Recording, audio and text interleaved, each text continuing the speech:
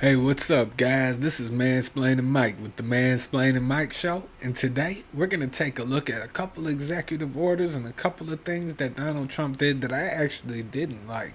So, this show is going to be a little bit different than usual.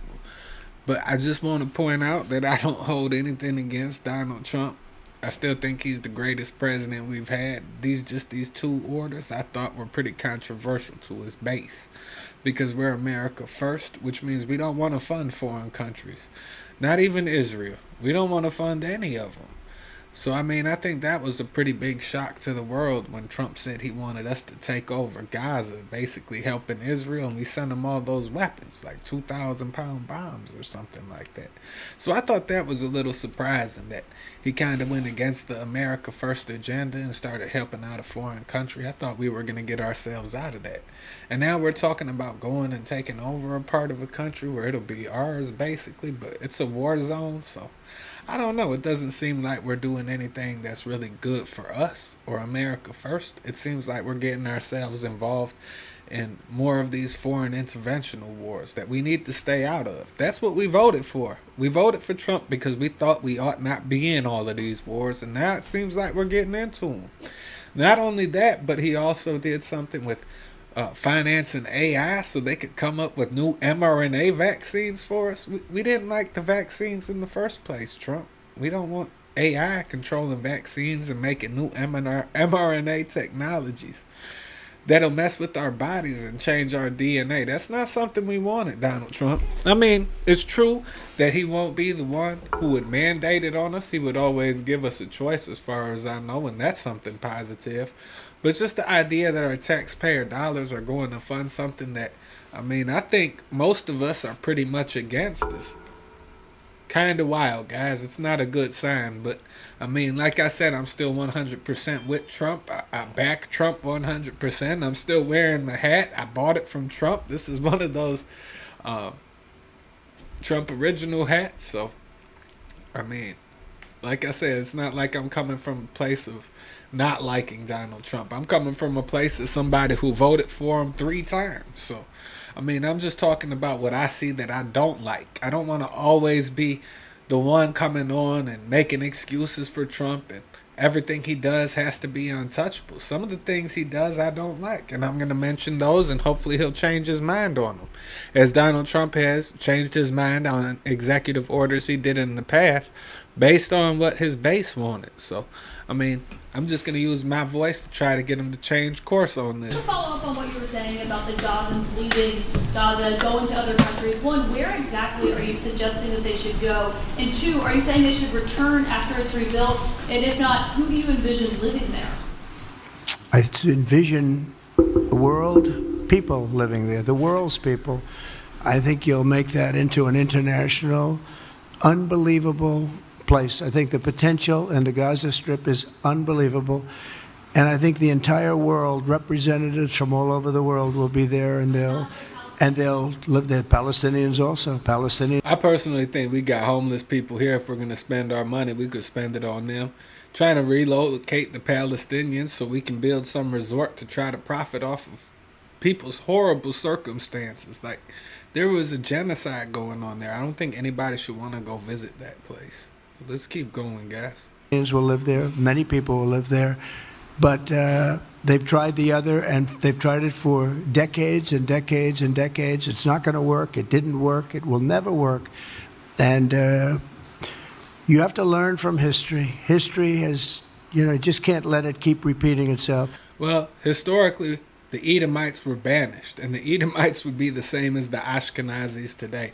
I'm going to write an article about that on my Facebook. If you guys are on there, you'll see I write articles about that type of stuff from time to time. But I mean, we just have to be honest. These were the people that were banished from anywhere. These people were banished from Israel. They weren't the Israelis. They were the Edomites. These were the people that worshipped the Babylonian Talmud. They had been banished to beyond Damascus in the book of Amos. We can't just act like the Bible doesn't matter in these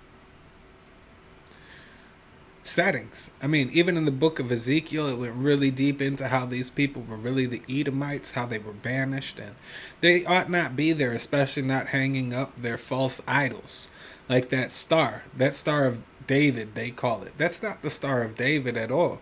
In the Bible, it's known as the Star of Moloch or the Star of Remphan. And they're golden calves. You know how they were sacrificing calves in Israel? They were calling it the red heifers. They were worshiping that red calf or the golden calf in the book of Amos too. They talked about it, how that was idol worship. But anyway, guys, let's continue on. We have an opportunity to do something that could be phenomenal. And I don't want to be cute. I don't want to be a wise guy, but the Riviera of the Middle East, this could be something that could be so bad. This could be so magnificent.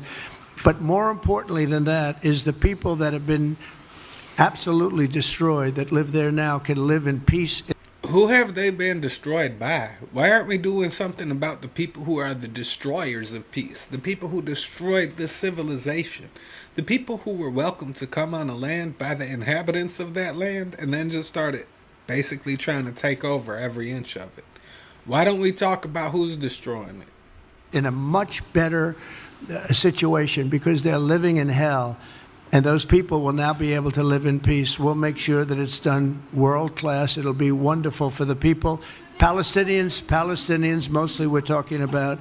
And I have a feeling that despite them saying no, I have a feeling that the king in Jordan and that the general president, but that the general in Egypt will open their hearts and will give us the kind of land that we need to get this done. And people can live in harmony and in peace. Thank you all very much. They should be able to live in harmony and peace in their land. That's where they're from. That's where their ancestors are from. But they have to leave their home to appease the Israelis. I don't think that's cool, Mr. Trump. But, I mean, I appreciate all the rest of the stuff you've done for America that's been good. Very much. And I also would like to point out strategically, it could be a good move. He could be saving the innocent victims. I mean, we could be going dark, my guy, in Israel. Maybe that's what we're doing. We're telling the Palestinians, hey, go to Egypt and Jordan so that we can go in there and just take over, completely eradicate the Israelis.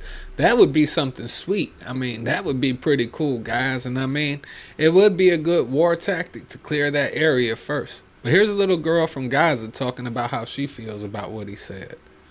الحقيقة أنت بشتهي توافق. مرحبا عزيزة ترامب رئيس الولايات المتحدة الأمريكية. معك الطفلة ماريا حنون من غزة. بدي أسألك سؤال بتمنى يوصلك وتجاوبني. أنا كطفلة ناجية من حرب غزة لو طلبت منك تخرج من بيتك ومن أرضك وتعيش بمصر أو الصين هل توافق؟ أنا آسفة على ضحكتي بس بالحقيقة أنت بشتهي توافق. طيب إذا أنت بترفض ليش بدك تخليني أنا أقبل من خروجي من بيتي ومن أرضي؟ مش على أساس أنتوا بلد الحرية حول العالم؟ عن أي حرية بتتكلموا وأنتوا بدكم تقيدونا بوطننا وشتاتنا؟ نصيحة رئيس العالم يتحكم بكل العالم إلا بغزة لأنه غزة هي العالم. She just wants to stay in her home. She wants to keep her land. I mean, I don't blame her. Wouldn't you? What if somebody came into your land and said, hey, look, we're going to take over your house. And when we take over your house, you can't fight back or that's terrorism. But we're going to take over the house so y'all can live in the garage. Would you guys just move into the garage peacefully? Or would you try to fight back? I think that's what's going on. I think the Palestinians are tired of living in the backyard. And they just want their house back. I can't blame them. Can you? I mean, I know my father came here in 1948 after the Second War. And from what I understand, he lived through some hellish times. He had to see things that nobody ought need to see, especially at his age. He was just in his early 20s when that happened. So, I mean, this has been going on a long time. Trump is right. It's been going on for over 70 years. The stuff needs to stop. But the only way it's going to stop is if we do what the Bible tells us. Banish the Edomites. Banish them to beyond Damascus. Banish them to Babylon, where they made that disgusting Babylonian Talmud. That's what we need to do. Is put the Edomites back in their place. Back where they came from. And back where they belong. Back to where God said they needed to be. Back to where God said they belong. Back to where Jesus said they belong. I mean, it's not me saying it, it's the Bible, guys. Anyway, let's see what she has to say. I can't be the only one to notice that these Democrats are looking very guilty right now. Like, they are flipping their ever-living shit out over Doge, looking into how the government has been spending our taxpayer dollars. I mean, it's mostly Democrats that I'm seeing come out about this. I mean, they're so concerned with this that they've barely even spoken about the fact that Donald Trump is taking over the Gaza Strip. Like, normally that would be something they'd be up in arms about. But they're more concerned in Doge finding out where they've been putting taxpayer dollars. I don't know. Look kind of guilty to me. Nope, the only people speaking out are the people who are America first. The people who think that our tax money ought not be going to foreign interventionist wars. I mean, that's why we voted Donald Trump in. We wanted peace around the world. We wanted our soldiers to come home. We wanted our borders protected. He's doing a great job with that. He's doing a great job of trying to make sure our soldiers are coming home, protecting our border. Thank you for that, Mr. Trump. But we also didn't want to keep wasting our taxpayer dollars on these foreign wars and these foreign interventional wars. We're even talking about putting boots on the ground. Some people are anyway. I know Donald Trump said we're going to try to avoid that, but I heard Pete Hegseth say it might be necessary. So, I mean, we're getting mixed signals here, guys. I mean, I personally didn't vote because I wanted to see anybody go into war. I voted to stop all of these wars, and I think that's why a lot of people did. But anyway, guys, let's see what Donald Trump has to say about this AI making vaccines and stuff. This was one of the craziest things I've seen him do this far, especially since he knows that all of his base was pretty much against these mRNA vaccines, all of this technology, and that we trust our bodies that God gave us and our immune systems. So I'm pretty surprised to see Donald Trump saying he would invest this much money in these tech companies so that they can make AI who's going to make us all vaccines, individual vaccines made for us individually. Anyway, guys, let's get into it and see what we think. It's my honor to welcome three of the world's leading technology CEOs. And in the case of Larry Ellison, it's well beyond technology. He's sort of CEO of everything. He's an amazing man and an amazing business person. But to announce the largest AI infrastructure project by far in history, and it's all taking place right here in America. As you know, there's great competition for AI and other things, and they're coming in at the highest level. We're joined by Oracle Executive Chairman Larry Ellison, SoftBank CEO, my friend Masa Yoshi-san, and CEO of OpenAI, and I would say the by far the leading expert based on everything I read, Sam Altman. So that's great that you're coming in together. That's a massive group of talent and money. Together, these world-leading technology giants are announcing the formation of Stargate. So put that name down in your books, because I think you're going to hear a lot about it in the future. A new American company that will invest $500 billion at least in AI infrastructure in the United States, and very, very quickly, moving very rapidly, creating over 100,000 American jobs almost immediately.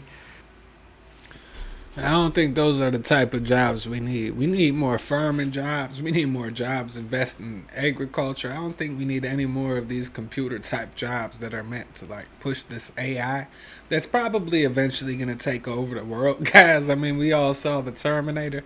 It seems like that's the direction we're going in. A lot of these programs, look, this one's named after a movie, Stargate. I mean, I don't want to open up any Stargates. If you guys haven't seen that movie, maybe you need to watch it and see what it was about. But I don't think this is all a really great idea. This guy right here, he's one of the investors. I think that's the Larry guy he was talking about. I can't think of his name. But he's one of the guys who was talking about investing. He's like one of the CEOs of this company. He's talking about how the AI is going to be used to surveil you and I, to try to stop crimes from happening in advance. This goes so far against the Constitution, it doesn't make any type of sense. They're going to stop crimes from happening before they happen, like they're going to try to do predictive policing.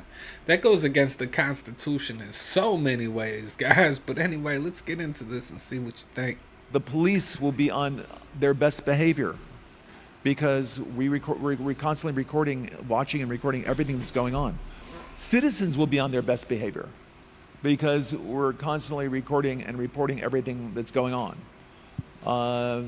And it's unimpeachable. The cars have cameras on them. I think we have a squad car here someplace. But those kind of applications using AI, if we can use AI, and we're using AI to monitor the video. So if that altercation that occurred in Memphis, the chief of police would be immediately notified. It's not people that are looking at those cameras, it's AI that's looking at the camera. No, you can't do this. It would be like a shooting. That's going to be immediately, that's going to be an event that's immediately, an alarm is going to go off, it's going to be, and we're going to have supervision. In other words, every police officer is going to be supervised at all times. And the supervision will, and if there's a problem, AI will report the problem and report it to the appropriate person, whether it's the sheriff or the chief or whomever we need to take control of the situation. We have, same thing. We have drones. If there's something going on in a shopping center, and I'll stop, a drone goes out there, get there way faster than a police car. There's no reason for, by the way, high-speed chases. You shouldn't have high-speed chases between cars. You just have a drone follow the car. I mean, it's very, very simple. And the new generation of autonomous drones. Man, guys, that sounds crazy. I mean, just listen to what he's talking about. He's talking about he's gonna have a bunch of drones watching over you, deciding what it is you guys should be doing and shouldn't be doing. They're gonna be the police. They're not taking into account that's a violation of your Fourth Amendment, which protects you against illegal searches and seizures. You're going to be monitored by the police or people that are working with the police, or in this case, computers that are working with the police. And how are you going to be able to question your accuser? How are you going to bring them to court? It's a violation of your Fourth Amendment for sure. And it violates your First Amendment, because if you're constantly under surveillance, that's a way to stop you from feeling comfortable communicating your thoughts or gathering for protests or any of that stuff with your friends. I mean, it's a violation of a lot of your rights. I mean, even the 14th Amendment, it gives you equal protection and due process. It's violating your due process. You can't call this computer to come to court and testify. It's not even a human being. How's it going to talk to the judge and communicate with the judge? It doesn't seem right, guys. It violates a lot of your rights. This is something we all need to be aware of. We need to understand what's happening. Because no matter who the president is, I don't want my rights being violated. That's why I voted for Donald Trump. I thought he was more of a constitutionalist, and I still think he is. I mean, he's at least protecting things like Title IX. He protects our First Amendment, at least when it's online. I don't like the idea of computers surveilling the world, trying to look up crimes or stop crimes from even happening or occurring. I mean, I think that's starting to be like that show they had. They had this show called Person of Interest where they were doing predictive policing. You guys should watch it sometime. I mean, it was pretty crazy. They were trying to predict crimes before they happened, and they were stopping them. But these people were being policed, and they hadn't even done anything wrong yet. I mean, in real life, not the shows, you have an opportunity to go through a process before you commit a crime. You have to think of the crime. Then you have to think of all the ways that that crime could affect you and affect humanity, and then usually people go to commit them if they think they're going to get away with it. But they have all these opportunities before they commit the crime where they can change their mind. And that's something about humans. We have free will. We can change our mind. Nothing is set in stone. But if you're getting arrested even for thinking the wrong thoughts or looking wrong on a camera to an AI, and the police are going to come and bust you, I mean, that's insane, guys. That violates all types of rights. Check out that show, Person of Interest, and see what you guys think. Let me know in the comments section below. I think it's pretty crazy that we would have these AIs predicting our futures and what we may or may not do. Donald Trump, within just a couple of days of being in office, has proven that he's one of them, and I'll tell you and I'll show you exactly why. I tried so hard to bring this project to light over a year ago, and I don't think he's the deep state. I think there's a lot of ways he could still get around all of this stuff. and even turn it against these companies and these CEOs and stuff. So let's see what he has to say. I'm personally just going to hope for the best. So many people wanted to call me crazy. Now, I didn't have a specific name for it, but ironically, they're calling it the Stargate Project. As you can see, if you did know, the Stargate Project is a new company which intends to invest $500 billion over the next 4 years building new AI infrastructure for OpenAI in the United States. But do people not realize who this project is being backed by? I mean, did nobody see the photo of Donald Trump, Larry Ellison, and Sam Altman? You know Larry Ellison, the CEO of Oracle, and you know Sam Altman, the CEO of OpenAI? I mean, look what Sam Altman had to say about this project. I think this will be the most important project of this era. And then this, construction has already begun in Texas on 10 of the 500,000 square foot data centers, with 10 more on their way with locations to be announced. And of course, Larry Ellison told reporters that the AI will be used for a host of applications, but one hit home for everyone. But wait, these are Larry Ellison's exact words. One of the most exciting things we're working on is our what? It's a vaccine for cancer. You could do early what detection with the blood test, and using AI to look at the blood test, you can find the Early detection with blood test. AI checking out your blood. Copying your DNA sequences, maybe. Sharing it with the world. what that are actually seriously threatening the person. Sounds great, right? Have you ever seen the movie Elysium? Yeah, that's what I thought. But look what else he said. You can make that mRNA what? You can make that robotically, again, using AI in about 48 hours. And this, SoftBank and OpenAI are the lead partners for Stargate, with SoftBank having financial responsibility and OpenAI having operational responsibility. We're talking about SoftBank, the company that previously owned Boston Dynamics. And Masayoshi Son, which will be the chairman of this project, is literally the CEO and founder of SoftBank itself. A man that has expressed his enthusiasm for not just robotics, but his vision for smart. You guys even think that's a real Masayoshi? I mean, I know he's a person, we see him, but he almost sounds like he was just made up. What was that guy's name on the Ninja Turtles? The little rat guy who was teaching them how to do combat? His name was Master Yoshi, and this guy's name is Masayoshi. It just sounds funny to me, guys. I'm sorry for pointing it out. I don't know.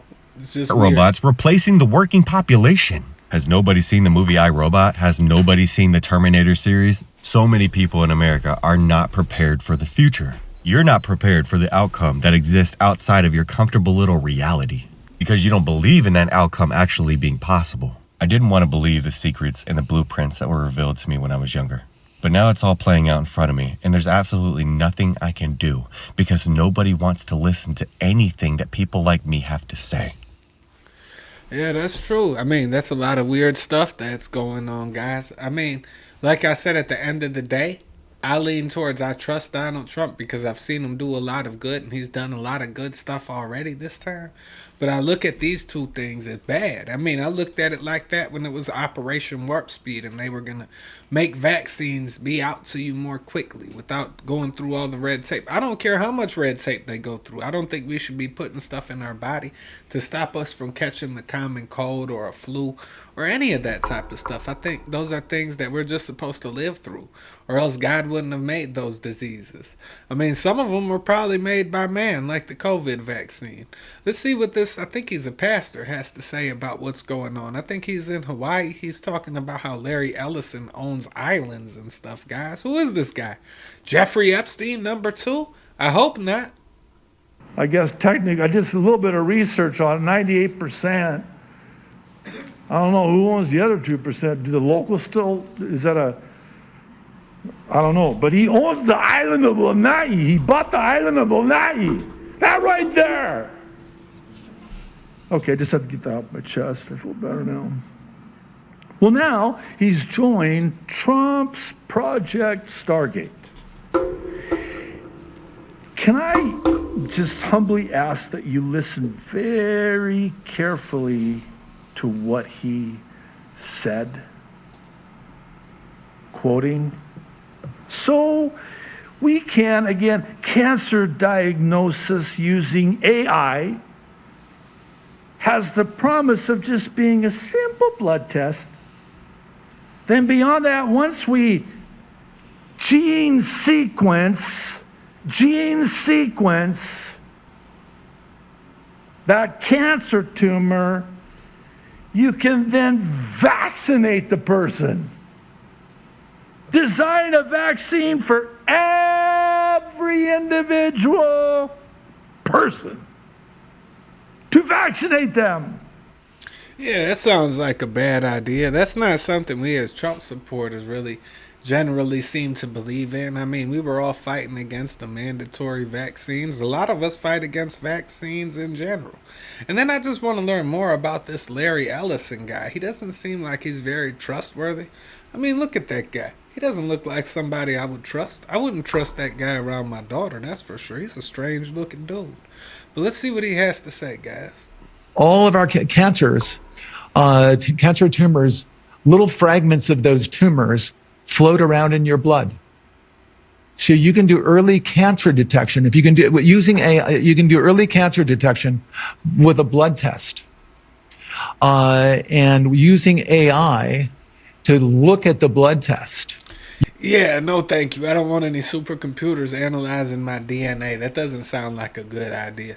You can find the cancers that are actually seriously threatening the person. So we can, again, cancer diagnosis using AI has the promise of just being a simple blood test.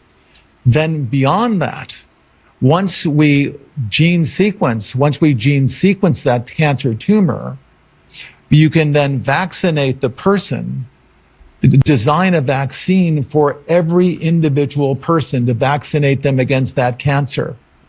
Nah, I think I'll stay out of that one. It sounds like you might be shooting up death. Just take the shot.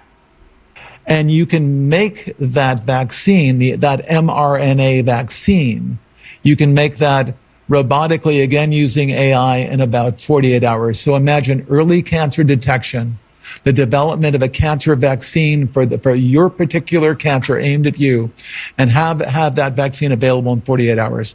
This is the promise of AI and the promise of the future. Yeah, just let the Terminator shoot some stuff up in your veins. He wouldn't do anything to harm you. Don't pay attention to that movie that came out about all this type of stuff. It's not like the government ever tells you what's going to happen through movies or shows like The Simpsons, for example. Let's keep going, guys. Thanks. Yeah, you would have thought Donald Trump would have heard that shit about those vaccines and said, hey, enough is enough. We're not going to be putting up with this nonsense. And in other news, Trump revoked Biden's security clearance. I got to say, thank God for Donald Trump for that one. We really needed to get rid of Joe Biden's security clearance. We also need to get rid of Barack Obama's security clearance. And I think he did that too. I don't have the news report up here, but I'm pretty sure that he did do that. And we also have South Carolina Republican. I think they're talking about Nancy Mace. She said that the Biden admin funded $10 million in transgender experiments on mice. So not only are they ruining little kids' lives, they're also abusing animals and ruining their reproductive organs. I mean, it's absolutely insane, guys. They do it to humans. They do it to animals. These people don't get enough of just messing with God's creatures and God's creations, do they? They want to make everything different. They want to change everything that God made to make it their own. Sounds almost devilish, doesn't it? I wouldn't trust Joe Biden as far as I could throw. That's another guy I wouldn't trust around my kid. Like I said, I don't have any dirt on Larry Ellison. I don't know what Larry Ellison usually does, but just from looking at him, I wouldn't want him around my daughter at all. But I mean, everybody has their own opinions. Like I said, that's just me saying I wouldn't want him around my daughter. I don't know any information that makes him out to be anything other than a CEO who's trying to shove vaccines in our arms. But I still wouldn't want him around my kids. He doesn't look trustworthy to me. But anyway, guys, this was the Mansplaining Mike Show, where wokeness comes to die. Make sure to like, comment, subscribe, and share this with some sissy liberal who probably cry about it for the next 20 years or something like that. And I'll catch you guys on the next one. I'm out.